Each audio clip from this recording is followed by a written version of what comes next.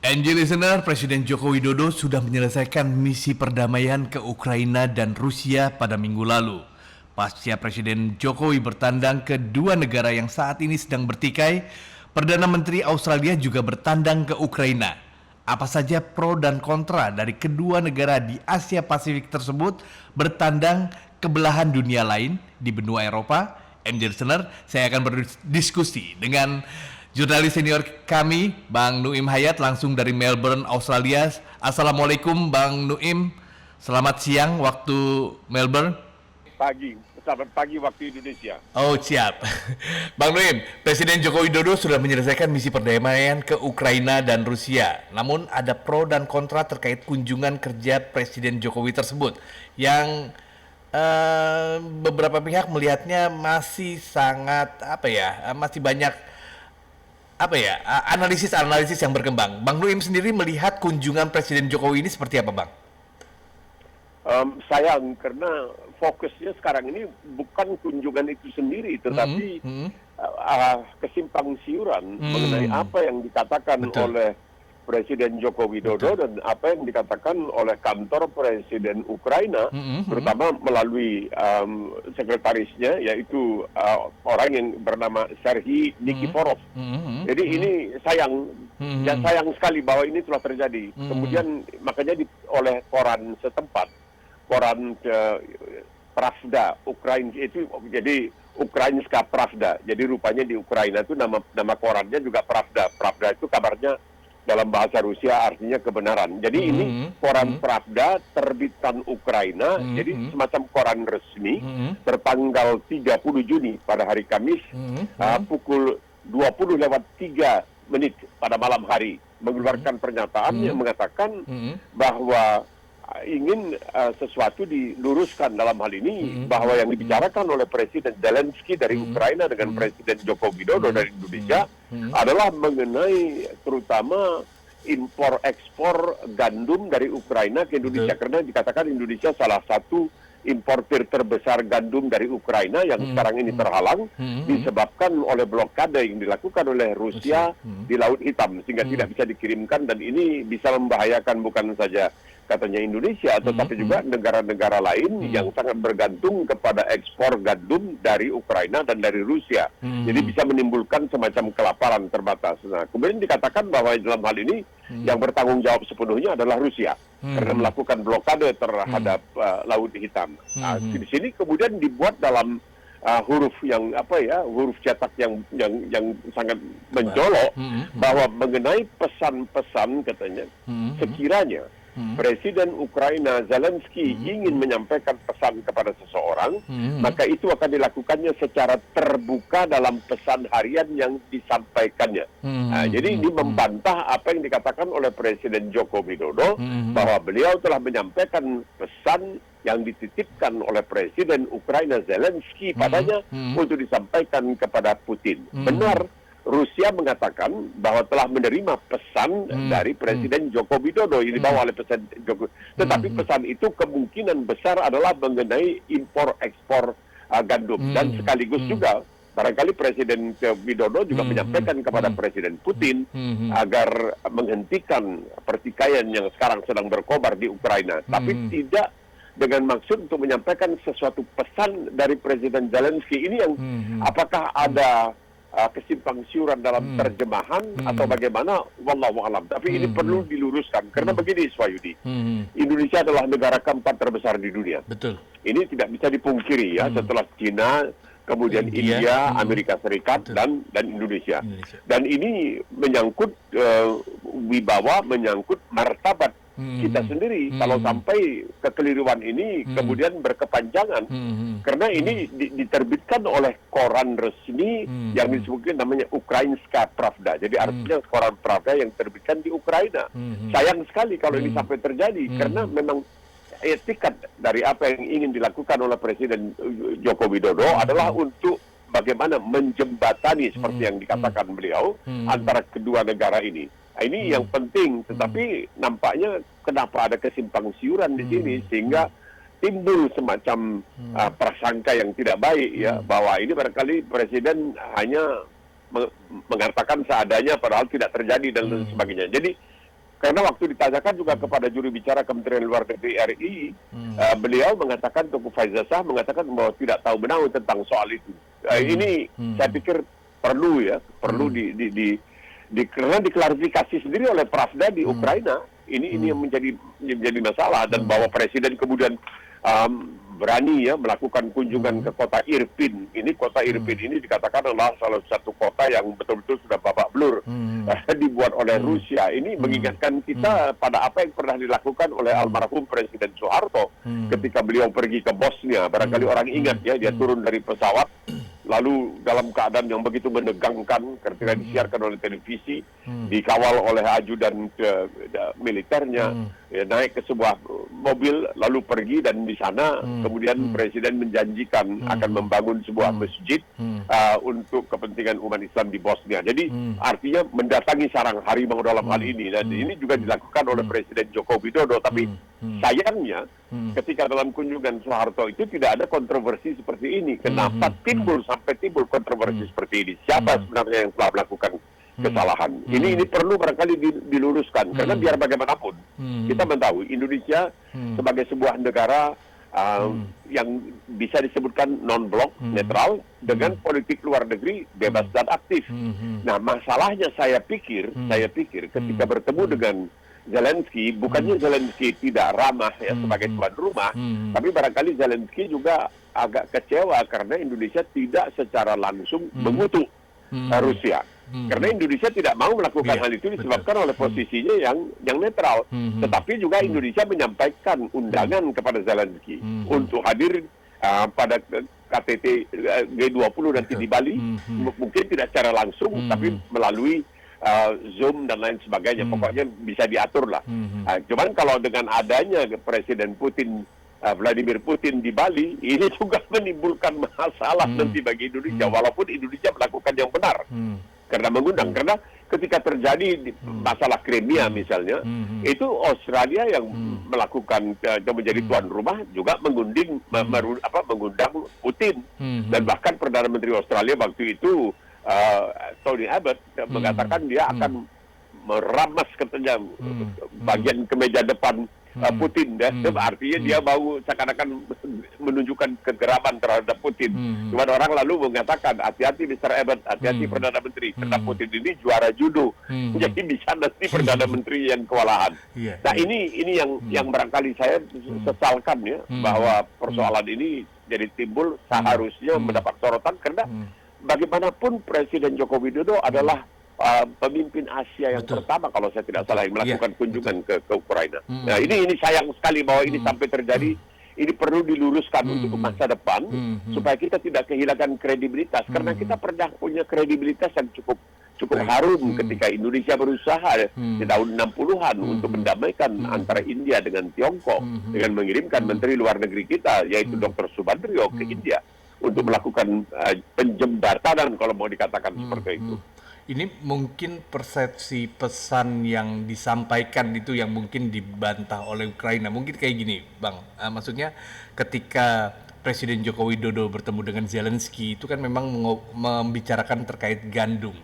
Dan ketika gandum mungkin Zelensky menjelaskan apa saja yang menjadi faktor-faktor yang membuat impor gandum ke Indonesia itu terhambat.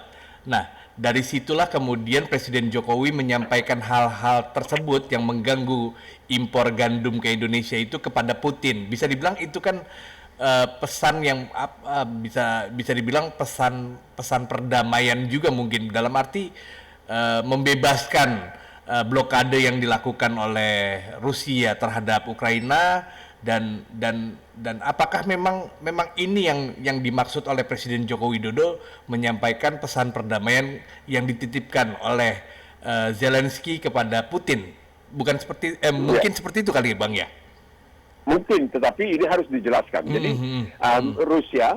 Rusia juga harus menjelaskan pesan apa yang disampaikan oleh Presiden Joko Widodo, dan Presiden Joko Widodo juga mengatakan, saya hanya menyimpulkan dari apa yang dikatakan oleh Presiden Zelensky, lalu saya sampaikan. Jadi bukan atas permintaan khusus secara terang-terangan Zelensky meminta Presiden Jokowi untuk menyampaikan sesuatu pesan. Karena di sini dikatakan oleh juru bicara Zelensky, jurubicara, yaitu ya, Serhiy Presiden. Nikiforov, bahwa kalau sekiranya mau menyampaikan pesan kepada siapapun, katanya itu Zelensky dalam pesan harian yang disampaikannya dia akan mengemukakannya, dia tidak menggunakan Orang pihak lain. ketiga dalam hal ini. Ya, ini yang saya pikir penting loh untuk demi kredibilitas, demi reputasi, demi nama baik kita, demi agar kita tetap dipercaya oleh masyarakat internasional, karena ini soal yang pelik, karena kita sebagai negara dengan politik luar negeri bebas aktif, tidak mau berpihak ke kiri atau ke kanan, tapi juga hanya menyayangkan ini telah terjadi tanpa dengan terang-terangan mengatakan bahwa dalam hal ini yang bersalah adalah Rusia, karena kita tidak ingin ya menambah barangkali seperti dikatakan oleh banyak orang itu satu musuh sudah terlalu banyak, itu sedangkan 1.000 kawan masih belum cukup. Jadi ini yang penting, saya pikir paling tidaklah melalui Kementerian Luar Negeri atau melalui Sekretariat Kepresidenan ya di istana untuk menyampaikan apa sebenarnya yang terjadi, kenapa ini bisa sampai timbul, sehingga disayangkan sekali bahwa kunjungan yang seharusnya bisa mengangkat harkat martabat Indonesia, tahu-tahu terjadi hal yang seperti ini, sehingga perhatian orang bukan lagi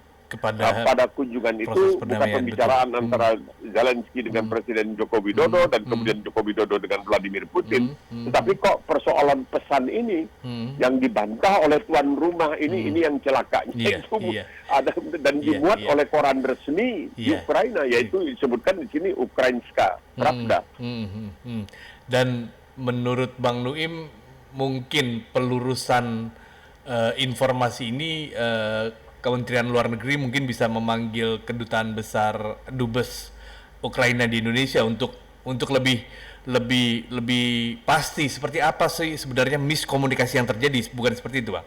Atau seperti apa? Ya, tapi saya pikir bukan dari Ukrainanya, Iswadi, mungkin dari pihak karena yang mengakui bahwa telah menerima pesan itu adalah Presiden Putin. Juru bicara Presiden Putin yang mengatakan yang dimuat oleh koran TASS, koran TASS atau media TASS di Rusia, bahwa memang telah disampaikan pesan. Tapi ini masalahnya, apakah pesan itu secara resmi disampaikan kepada Presiden Joko Widodo, ataukah Presiden Joko Widodo membuat kesimpulan sebagai kebijaksanaannya sendiri setelah melakukan pembicaraan dengan Zelensky, ini ada pesan barangkali yang disimpulkan untuk disampaikan. Jadi ini barangkali nanti Presiden juga bisa menjelaskan, ya saya mengambil kesimpulan bahwa apa yang disampaikan kepada saya barangkali perlu untuk disampaikan juga kepada Presiden Putin. Ya, ini karena nampaknya Ukraina agak keras ini dalam bantahannya ini, sedangkan pihak Rusia memang melalui juru bicara Presiden Putin mengatakan ya ada pesan yang diterima.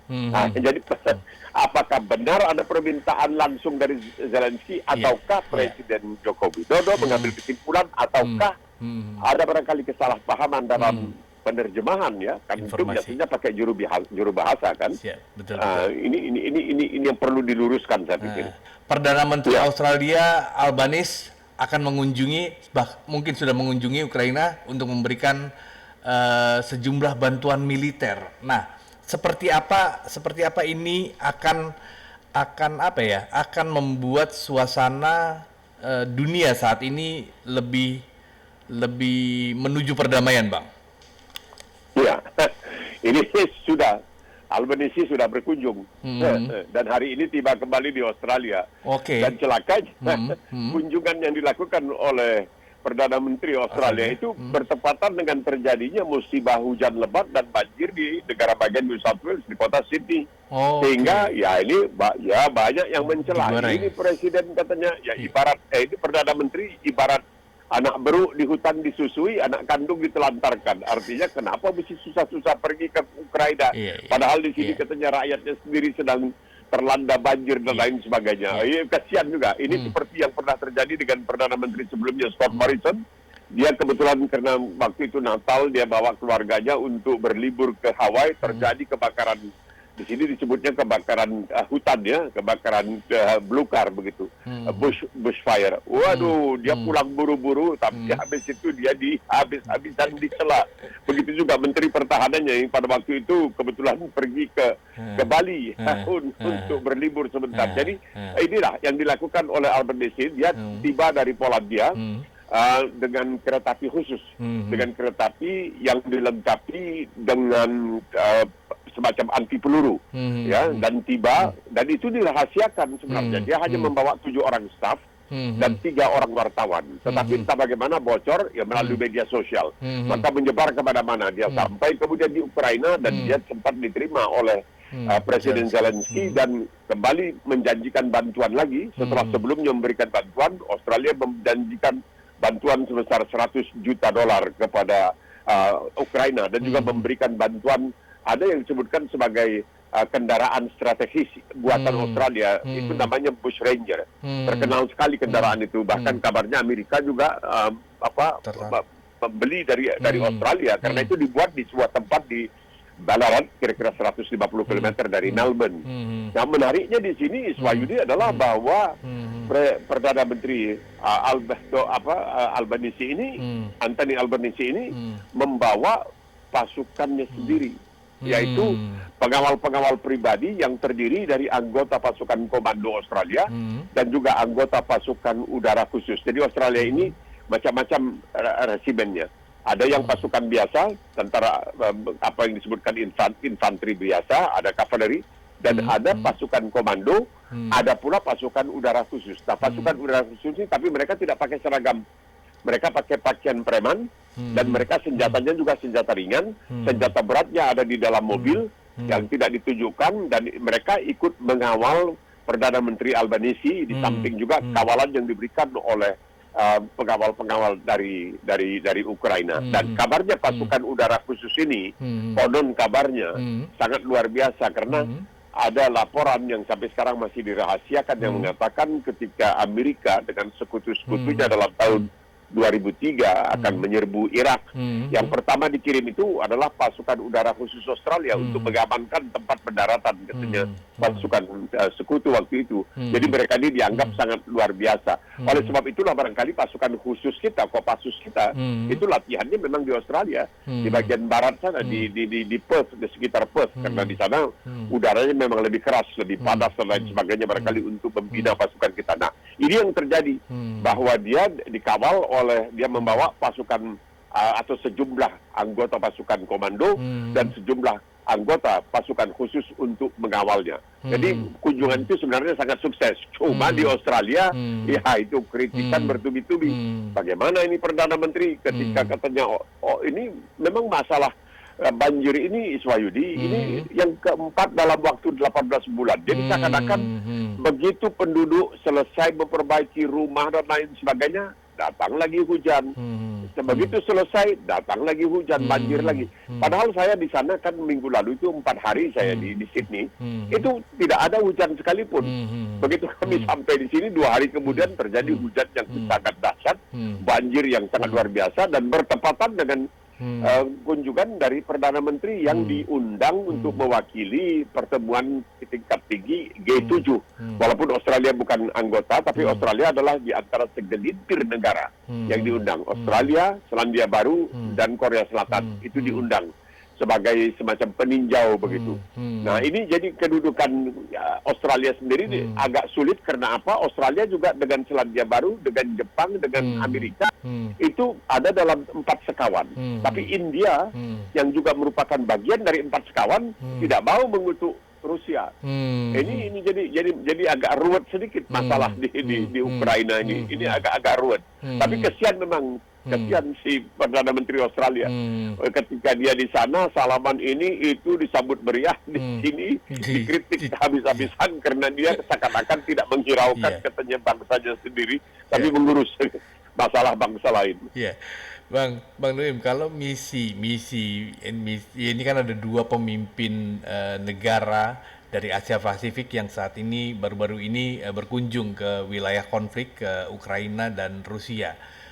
Tapi memang punya 2 misi yang berbeda. Kalau Presiden Joko Widodo mendatangi 2 negara tersebut dengan misi perdamaian, sementara kelihatannya kalau Australia sudah jelas ada di pihak mana karena hanya mengunjungi Ukraina dan memberikan bantuan yang sifatnya dukungan dana untuk memperkuat wilayah Ukraina. Bahkan baru-baru ini yang dari kunjungan yang kemarin itu ada bantuan sekitar 1 triliun rupiah yang diberikan untuk Ukraina. Nah, kalau Bang Nuim melihat perbedaan pendekatan ini seperti apa, Bang Nuim?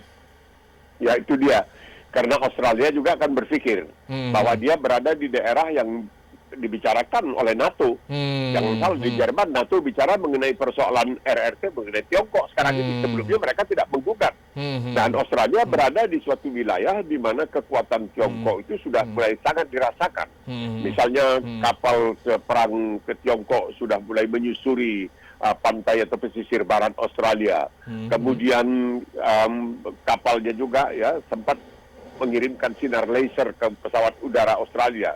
Kemudian ketika pesawat pengintai Australia dari Filipina terbang di atas Laut Cina Selatan, itu boleh dikatakan diganggu oleh pesawat tempur RRT, pesawat tempur Tiongkok, yang sempat membuangkan butir-butir aluminium yang bisa disedot oleh mesin pesawat sehingga bisa menimbulkan kecelakaan. Jadi Australia juga dalam hal ini sangat was-was melihat keadaan di wilayahnya sendiri. Oleh sebab itu, barangkali dia ingin memberikan semacam pesan kepada Tiongkok. Lihat, kami yang tergabung dalam koalisi Barat, ya termasuk NATO dan lain sebagainya, ketika ada suatu negara yang bukan pun anggota kami diserang, ya kami membantu. Jadi kalau kamu berani misalnya menyerang Taiwan, mungkin kami juga akan memberikan bantuan. Begitulah kira-kira barangkali pesan yang ingin disampaikan, solidaritas ya antara Australia dengan negara-negara yang sedang terancam oleh negara-negara besar. Tapi kan ini jadi kalau sekarang kayak negara di dunia itu terbelah, ada yang pro dengan Ukraina, ada yang pro dengan Rusia, namun di Indonesia kayaknya masih netral dan masih dalam koridor menjaga perdamaian dunia. Tapi kalau kita belajar dari apa yang terjadi jadi pemicu perang dunia kedua itu kan bisa dibilang seperti dunia memang kemudian terbelah dan akhirnya tinggal ada pemicu sedikit yang kemudian bisa menyebar kemana-mana. Menurut Bang Nuim, ini yang harus dihindari atau seperti apa, Bang? Ini dahulu perang dunia kedua itu dianggap kesalahan negara-negara sekutu karena mencoba untuk istilahnya dalam bahasa Inggris appeasement, untuk menenangkan, udahlah pada Jerman, kamu mau apa? Oh, mau itu tempat dia di Polandia itu daerah kamu, ambil. Kita nggak bikin apa-apa. Tapi karena waktu itu dibiarkan begitu, ya barangkali Hitler melihat, wah kalau kita lakukan ini, mereka juga akan diam terus ya, mulai berambat kemana-mana. Nah, jadi ini yang barangkali dikhawatirkan, karena kalau terjadi apa yang dilakukan oleh Putin, Vladimir Putin sekarang ini, hampir mirip dengan apa yang terjadi ketika Perang Dunia Kedua meletus di Eropa. Karena waktu itu Neville Chamberlain, Perdana Menteri Inggris, mencoba untuk menenangkan Hitler. Sudahlah, oke, kamu mau apa? Ya ini kami punya wilayah ini yang kami mau minta itu wilayah kembali. Ya silakan, ambil. Kami tidak akan berbuat apa-apa. Ya begitu melihat bahwa tidak akan berbuat apa-apa, ya lalu jarum, lalu kelindan kata orang. Yang kalau begitu, ya saya ambil lagi. Akhirnya ingin menguasai seluruh Eropa dan mungkin juga seluruh dunia. Nah ini yang dikhawatirkan juga. Kalau sekiranya Rusia dibiarkan ini, setelah nanti katanya Ukraina, mana lagi yang akan dianu? Banyak negara-negara, Lithuania, banyak itu akan diambil kembali. Seakan-akan Rusia itu ingin mengembalikan apa yang pernah menjadi suatu kesatuan, yaitu Uni Soviet. Nah ini berbahaya. Nah kalau ini berhasil, mereka takut, mereka khawatir. Nah kalau Tiongkok melihat ini, oh ini bisa dilakukan, katanya Barat tidak bisa, sekutu tidak bisa berbuat apa-apa, ya kita masuk saja ke Taiwan. Nah ini kalau ini terjadi, kiamat kita ini betul-betul bisa kiamat dunia ini, karena biar bagaimanapun nampaknya negara-negara di sekitar Laut Cina Selatan, ya kita punya Kepulauan Natuna kan. Kita bagaimana harus bersikap? Apakah kita akan terus bersikap netral? Ataukah kita apa boleh buat? Barangkali kita merelakan, karena kita pernah kehilangan 2 pulau yang dikalahkan kita di Mahkamah Internasional, itu diserahkan kepada Malaysia. Nah, kita tidak akan ingin kalau sampai Natuna juga lepas dari tangan kita, ini akan sangat berbahaya nanti, karena ini memberikan kesan atau memberikan contoh yang tidak baik. Ini bisa membahayakan, karena kita melihat kekuasaan itu seperti suka dikatakan di dalam teori politik, wibawa tidak perlu digunakan, tetapi kekuasaan sering digunakan. Nah ini kita melihat bagaimana kehebatan bala tentara Tiongkok ya dalam waktu yang begitu dekat, begitu singkat, bisa membangun suatu kekuatan yang sangat luar biasa, tapi belum pernah diuji.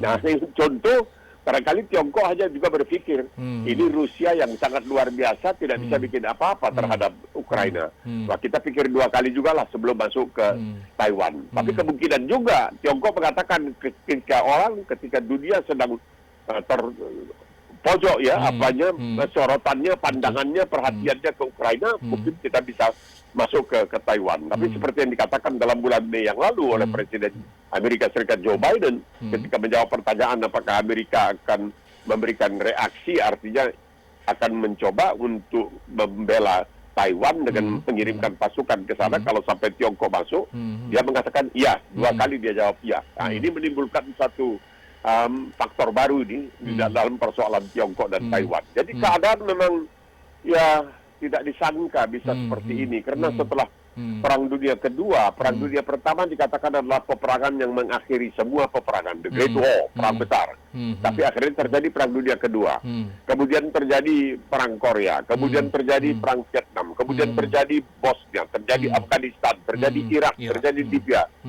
Ini kita cukup was-was juga melihat keadaan sekarang ini. Betul, karena bisa dibilang saat ini yaitu tadi yang saya bilang, ya melihat apa yang sudah dilakukan Perdana Menteri Australia mengunjungi Ukraina, kan sudah jelas sudah banyak negara yang memperlihatkan sikapnya mendukung atau tidak mendukung, baik ke Ukraina atau mendukung Rusia, bisa dibilang seperti itu. Nah, ketika ini makin menguat, mungkin tadinya bentuknya dukungan, tapi misalkan Australia saat ini tiba-tiba di Asia ada yang mendukung Rusia, misalkan Cina, itu akan jadi yang tadinya tidak punya pemikiran konflik itu tidak ada, jadi akhirnya bisa ada. Apakah itu mungkin, Bang, terjadi?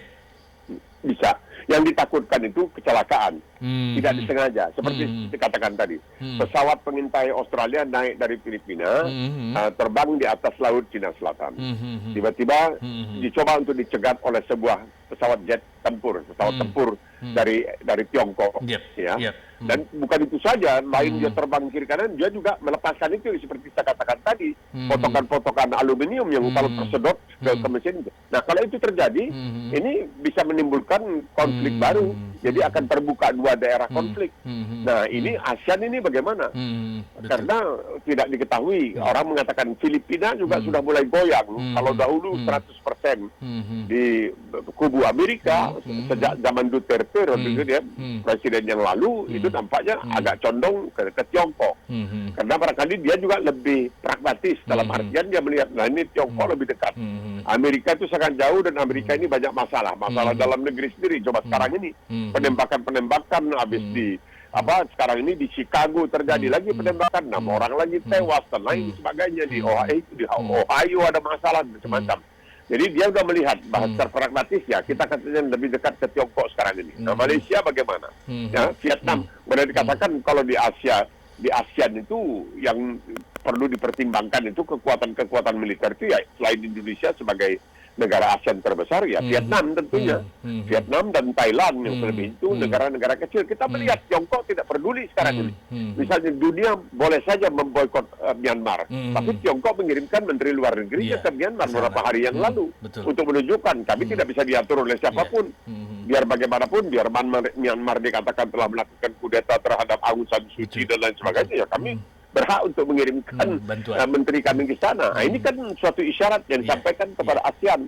ASEAN kan selama ini kurang serak kan, kurang enak dengan Myanmar.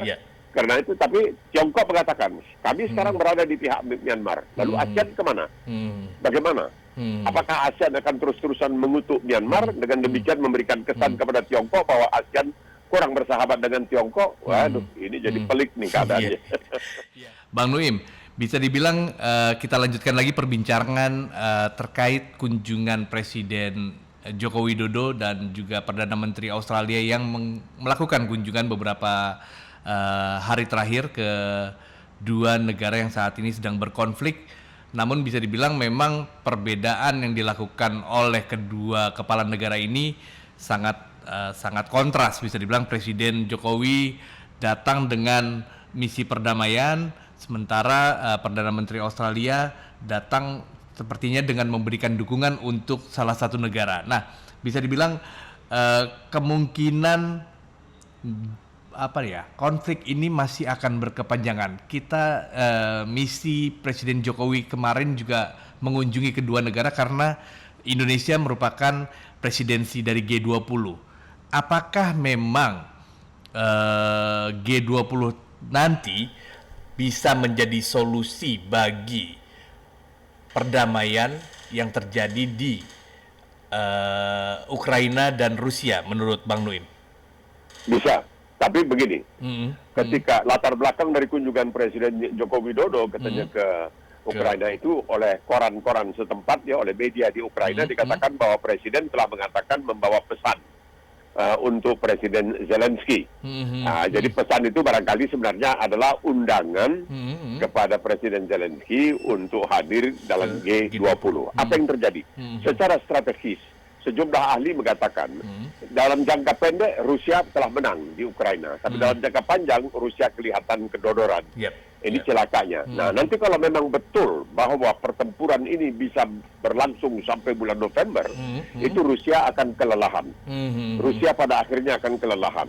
Sehingga kemungkinan untuk berdamai itu lebih besar. Jadi untuk jangan kehilangan muka. Rusia mungkin mengatakan ya karena diminta oleh Presiden Republik Indonesia dan juga ke-20 negara dan sebagainya, ya apa boleh buat, kami patuh kepada kehendak mayoritas. Itu bisa juga, bisa terjadi. Tetapi kalau sampai kedodoran seperti itu, yang dikhawatirkan adalah bahwa Rusia frustrasi dan kemudian menggunakan senjata-senjata yang pada hakikatnya tidak layak digunakan di abad ke-21 ini. Mungkin senjata nuklir taktis. Kalau itu sampai digunakan, karena sekarang kita mengetahui bahwa rupanya tentara Ukraina sekarang banyak yang dilatih di Inggris. Kita tidak tahu apakah tentara Ukraina ada juga yang dilatih di negara-negara lain di sekitar Eropa seperti di Jerman dan Prancis dan lain sebagainya. Kita tidak tahu. Dan ini bisa nanti memberangkan Rusia karena frustrasi Rusia bisa melakukan hal-hal yang tidak dikehendaki sehingga memperburuk keadaan. Tapi nanti kalau sampai bulan November ini berlangsung terus, maka Rusia mungkin akan merasa bahwa ini adalah suatu blessing in disguise, ya, suatu rahmat dalam saruan, bahwa ada yang mencoba untuk mendamaikan. Karena kalau sekarang Rusia menarik diri begitu saja, maka ini dikatakan orang, wah dia udah keok ini di Ukraina dan sebagainya. Tapi kalau dia mengatakan, ya demi menghormati kehendak dari sekian banyak negara, termasuk misalnya Indonesia sebagai pimpinan dari G20 dan sebagainya. Jadi kemungkinan itu ada. Dua kemungkinan. Yang satu kurang enak untuk dipikirkan bahwa dia frustrasi dan dia melakukan hal-hal yang akan menimbulkan barangkali kegawatan yang lebih besar. Tapi yang lainnya mungkin dia daripada kehilangan muka, ada kesempatan untuk didamaikan, dia bersedia untuk didamaikan. Jadi kita harapkan itu yang terjadi. Karena tidak disangka bahwa ini akan berlarut. Sejak Februari seharusnya Rusia menganggap paling sampai Maret sudah selesai. Keadaannya sampai sekarang ini apa yang terjadi? Betul. Hancur lebur, ya hancur lebur. Sekarang Ukraina mengatakan mereka perlu betul-betul bantuan yang sangat besar untuk memulihkan infrastruktur yang sudah hancur lebur di negara itu. Nah, kalau misalkan memang kalau kita berandai-andai baru November bisa punya alasan lah bisa dibilang Rusia, apakah memang cara-cara sekarang misalkan sejumlah negara G20 memberikan masukan itu tidak mampu untuk digunakan Putin untuk mengobati malunya bisa dibilang itu untuk memenuhi misalkan pakai desakan dari PBB bahwa desakan terkait itu kemudian digunakan untuk menghentikan serangan ke Ukraina, bukan begitu, Bang? Karena anggapnya akan selesai dalam jangka waktu hanya berapa minggu.